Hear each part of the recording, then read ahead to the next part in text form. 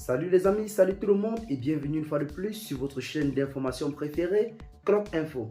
Aujourd'hui, nous continuons cette fois-ci du côté de la Guinée où nous avons les membres de la transition guinéenne dirigée par le colonel Mamadi Doumbouya qui dit non à la CEDEAO et engage un bras de fer très musclé avec ces derniers, notamment en ce qui concerne un chronogramme concernant la transition qui consistera à faire passer le pouvoir à la société civile guinéenne. L'ultimatum de la CEDEAO à la Guinée pour proposer un chronogramme de la transition est arrivé à son terme. Son rejet par la junte fait redouter de nouvelles sanctions contre le pays. Une délégation de la CEDEAO en visite du côté de Conakry le 10 septembre 2021. Après près de 8 mois au pouvoir, la junte au pouvoir de la Guinée n'a pas présenté un calendrier pour le déroulement de la transition, devant déboucher à l'organisation des élections générales pour rendre le pouvoir à la société civile. À défaut d'un chronogramme, les autorités militaires ont plutôt ouvert plusieurs dossiers judiciaires contre plusieurs personnalités de l'ancien régime du président Alpha Condé. Ceux-ci défilent devant la Cour de répression des infractions économiques et financières. Certains parmi eux ont été déférés du côté de la prison centrale de Conakry. C'est le cas du tout dernier ministre du gouvernement d'Alpha Condé, Ibrahima Kassori Fofana, et de l'ancien tout-puissant ministre de la Défense nationale, Mohamed Diané.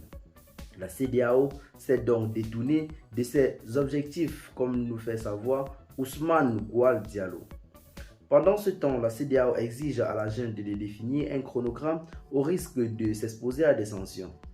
Après l'expiration de ce délai, le gouvernement guinéen n'a pas officiellement soumis un chronogramme aux membres de la CEDEAO. Chacun doit essayer de jouer son rôle. Je crois que depuis un certain temps, la CEDEAO s'est détournée de son objectif d'être une institution au service des populations. Elle apparaît aux yeux de l'opinion publique ouest-africaine comme une organisation au service de quelques chefs d'État. Et cela ne marchera pas. Fin de citation, prévient Ousmane Goual Diallo, le porte-parole du gouvernement de la transition guinéenne, colère de la société civile. Cette sortie médiatique du ministre Ousmane Goual Diallo a irrité le Forum des forces vives qui regroupe plusieurs organisations de la société civile. Cette entité était en négociation avec l'institution sous-régionale afin de proroger l'ultimatum des 2 semaines. Le président guinéen Nana Akufo-Addo est le président en exercice de la CEDEAO.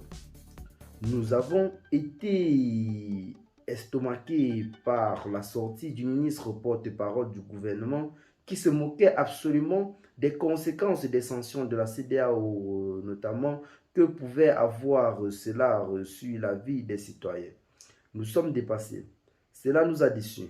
Nous avons constaté que cette souffrance des populations pourrait encore s'aggraver par rapport aux sanctions. Réagit au micro de Diao Abdullah Sako, l'un des acteurs de la société civile qui juge l'intervention du porte-parole du gouvernement inopportune. Le colonel Mamadi Doumbouya a pris le pouvoir suite à un putsch le 5 septembre 2021. Certains leaders politiques invitent la junte au pouvoir à sortir de son silence pour proposer un chronogramme clair et précis pour éviter à la Guinée des sanctions. Parmi eux, Diabati Doré, président du Rassemblement pour la République, en abrégé RPR, qui affirme notamment en ces termes, je cite, « Attention de voir demain ou après-demain ce que la CEDEAO va dire. Je pense quelle que soit la durée, le Comité national du Rassemblement pour le développement, en abrégé CNRD, doit avoir le bon sens de faire une proposition. C'est la CEDEAO de voir si c'est faisable ou pas. Nous avons fait une proposition de 15 mois, affirme Diabati Doré. » Eh bien les amis, c'est là en quelque sorte le bras de fer qui se livre en ce moment entre les membres de la transition guinéenne et les membres de la CEDEAO. Qu'est-ce que vous en pensez? Le colonel Mamadi Doumbouya reste ferme de sa position et ne compte pas donner un calendrier ou alors un chronogramme de la transition, et la CEDEAO attend impatiemment cela sous peine de fortes sanctions. Qu'est-ce que vous en pensez? Dites-nous dans les commentaires, partagez la vidéo si vous avez trouvé intéressant, abonnez-vous à la chaîne si ce n'est pas encore fait, et à très bientôt pour de nouvelles informations. Bye bye.